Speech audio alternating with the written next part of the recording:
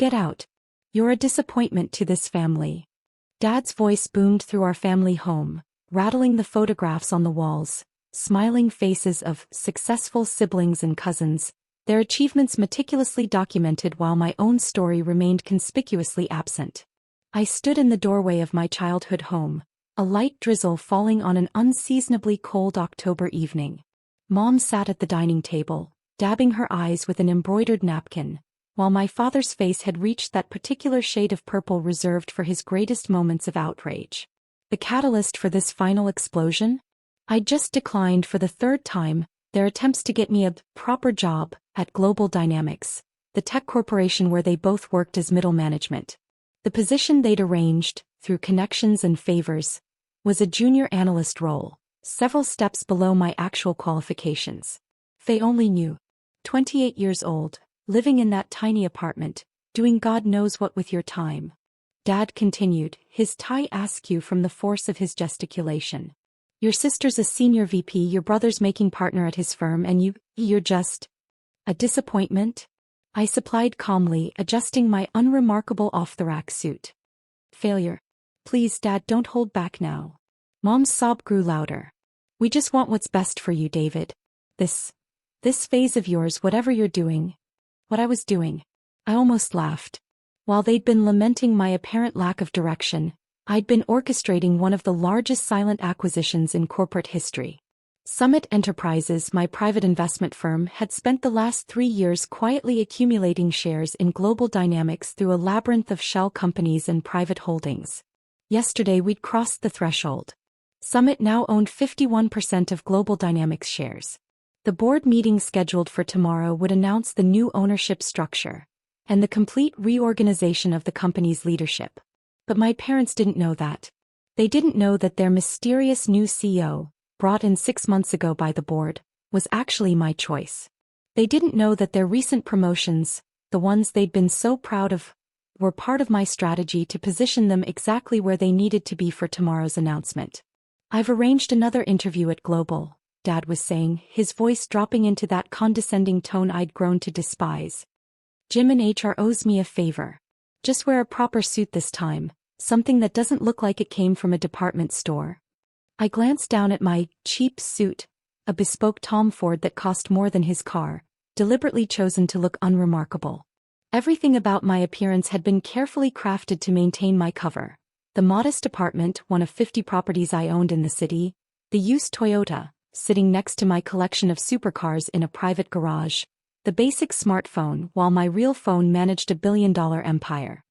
That won't be necessary, I said quietly. I actually have a meeting at Global Dynamics tomorrow morning. Dad's eyes lit up with desperate hope. You're finally seeing sense? The interview. Not an interview, I corrected him. A board meeting. Board. Mom's confusion was evident. But that's impossible. Tomorrow's meeting is closed. Only senior executives and major shareholders. Exactly. I turned toward the door, pausing just long enough to savor their bewildered expressions. Oh, and Dad? About that proper suit comment. This one cost more than your annual salary. I just didn't want to make you uncomfortable. The door closed on their stunned faces. Through the window I could see them frozen in their familiar poses. Dad standing with his mouth open, Mom clutching her napkin, both trying to process words that didn't fit their carefully constructed narrative of their failure son. My phone buzzed as I got into my waiting car. Not the Toyota, but the Bentley I reserved for special occasions. Tomorrow would certainly qualify. Everything's ready for tomorrow, my CEO texted. The legal team has finalized the restructuring documents. Should I assume your parents don't know yet? They will tomorrow, I replied, watching my childhood home disappear in the rearview mirror. How's the mood at the office? Your parents spent all day bragging about how they're trying to help their struggling son get an entry-level position. The irony is delicious. I smiled, remembering every family dinner spent listening to their disappointed sighs, every holiday enduring comparisons to more successful relatives, every conversation that ended with thinly veiled suggestions about getting a real job. Tomorrow everything would change. Tomorrow they would learn that their son didn't need their help getting a job at Global Dynamics, because he owned it. The next morning, Global Dynamics headquarters buzzed with nervous energy. Employees whispered about the emergency board meeting, about rumors of major changes coming. My parents, unaware they were about to become characters in their own cautionary tale, strode through the lobby with their usual air of middle management importance. I watched from the executive elevator, the one they'd never been allowed to use, as they made their way to the regular staff entrance. Mom was wearing her power suit, the one she reserved for important occasions. Dad had on his lucky tie, probably hoping to catch the eye of someone important during the day's events. If only they knew just how important. They're all here, Monsieur Sarachin murmured beside me. Full board, major shareholders, executive team. And of course your parents, though they're not supposed to be in the main meeting. Oh, they'll be there, I said, straightening my actual power suit, a bespoke brioni that cost more than their combined annual salaries. Make sure they're called in right as we start. The executive floor was a study in controlled chaos. Board members and executives hurried around, clutching folders and whispering urgently. None of them knew the full story yet. Only that Summit Enterprises had acquired a controlling interest, and that the mysterious chairman would be revealing himself today. I stepped into my private office, hidden behind the boardroom. Through one-way glass I could see the room filling up. My parents were being ushered in, looking confused but pleased at their unexpected inclusion in such a high-level meeting. Look at them, Emma, my younger sister, said from the doorway. Unlike our parents, she'd known about my success from the beginning. Mom's already planning how to brag about this at her next book club meeting. Not quite the story she's expecting to tell, I smiled, checking my watch. Ready for the show? Emma's grin was wickedly delighted. I've been ready for 5 years. The boardroom settled as Sarachin took her place at the head of the table. My parents sat near the back, trying to look like they belonged. Ladies and gentlemen, Sarah began, as you know, Summit Enterprises has acquired a controlling interest in Global Dynamics. Today you'll meet Summit's chairman and learn about our new direction. Dad leaned over to Mom, whispering something that probably included the words hostile takeover and corporate raiders. They'd always feared change, always clung to their outdated ideas of corporate success. Before we begin, Sarah continued, I want to acknowledge some of our long-term employees who have been crucial to Global Dynamics operations. Richard and Patricia Moore, please stand. My parents rose, beaming with pride. Dad straightened his lucky tie. The Moores have been with us for 25 years, Sarah said. They've recently expressed concerns about their son's career choices, even trying to secure him an entry-level position here. Nervous laughter rippled through the room. Mom's smile faltered slightly. What makes this particularly interesting, Sarah continued, her voice taking on an edge of amused irony, is that their son is actually... The private office door opened. I stepped into the boardroom. Our new chairman, I finished for her. The silence was absolute. Dad's lucky tie seemed to be choking him. Mom's power suit suddenly looked like a child's costume. Hello, Mom, Dad, I said, walking to the head of the table. Please keep standing. We have a lot to discuss about my career choices. Their faces had passed white and moved into a sort of grayish green. Around them, board members and executives were beginning to understand the delicious drama unfolding before them. As of 9 a.m. this morning, I continued, Summit Enterprises owns 51% of Global Dynamics shares. We'll be implementing comprehensive changes to modernize operations, streamline management, and bring this company into the current century. I opened the folder in front of me, enjoying the way Dad's eyes followed my movements like a man watching a cobra dance. Now, about that entry-level position you were so keen on arranging. The board packet in front of you outlines our restructuring plan, I continued, watching my parents slowly sink back into their chairs. You'll notice significant changes to the management structure, particularly in outdated middle management positions that have, shall we say, resisted innovation. Dad's hands trembled as he opened the folder. Mom hadn't moved since I entered, her perfectly maintained facade cracking like old paint. But before we discuss the company's future, I said, leaning forward, let's talk about last night's family dinner. I believe you called me a disappointment?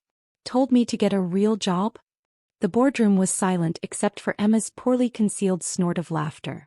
Every eye darted between me and my parents, drinking in the corporate theater playing out before them. David, Mom finally managed, her voice barely a whisper. We didn't know. Clearly, I cut her off. You didn't know that while you were lamenting my tiny apartment, I was living in the penthouse of a building I own.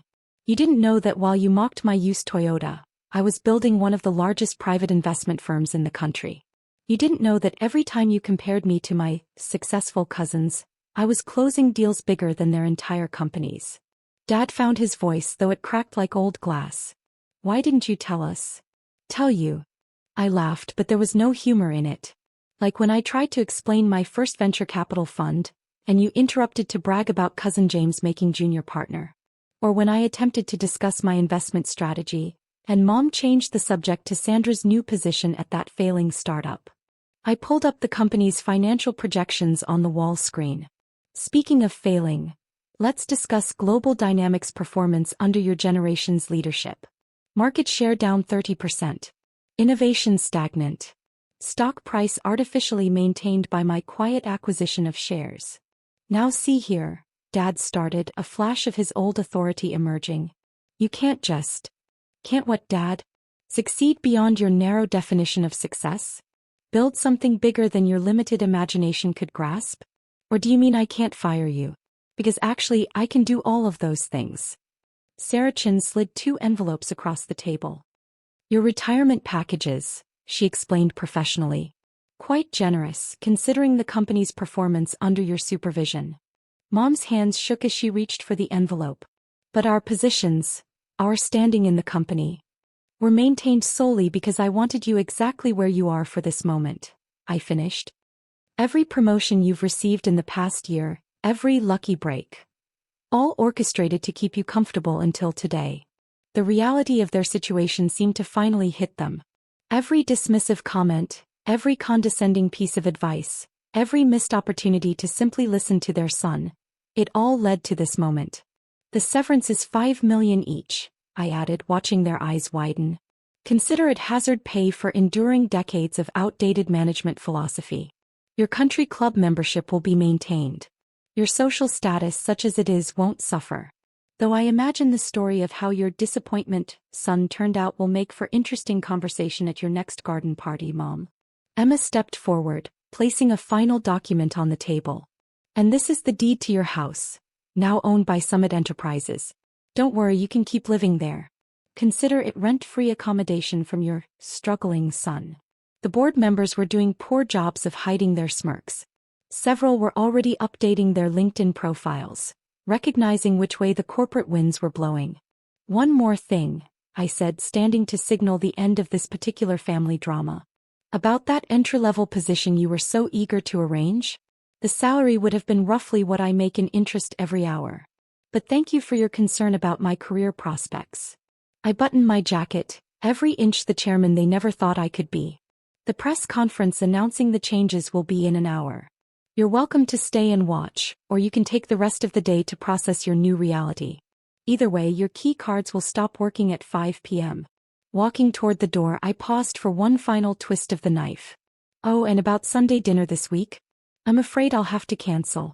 I have a company to run. A real job, as you might say. The boardroom door closed on their stunned faces, leaving them sitting in the wreckage of their assumptions, surrounded by the evidence of their greatest parental failure, which had somehow become their son's greatest success. My phone buzzed with a message from Emma, worth every second of waiting. Though I think Mom's going to need a new power suit, this one seems to have shrunk along with her ego. I smiled, stepping into my private elevator. Sometimes the best revenge isn't proving people wrong. It's succeeding so spectacularly that their opinions become irrelevant footnotes in your success story. The elevator doors closed on my past, opening onto my future. Above, my parents sat in a boardroom that no longer belonged to their world, finally understanding that their disappointment son had outgrown not just their expectations, but their entire definition of success. And somewhere in the city, a used Toyota sat in front of an unremarkable apartment, props in a play that had just reached its perfect final act. 1 year later, I sat in my office reviewing Global Dynamics' latest quarterly report. Our stock had doubled. Innovation was thriving. The old guard had been replaced with forward-thinking leaders who understood the modern business landscape. My parents? They'd adjusted somewhat. Mom now proudly tells her friends that she always knew I had potential. Dad occasionally asks for investment advice, though he still can't quite meet my eyes when we discuss business.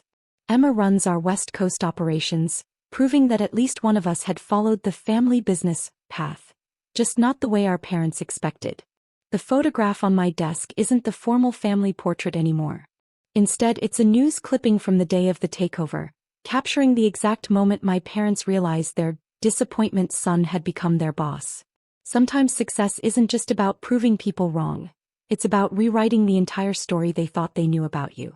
And sometimes, the best revenge is simply letting them live with the knowledge that they never really knew you at all.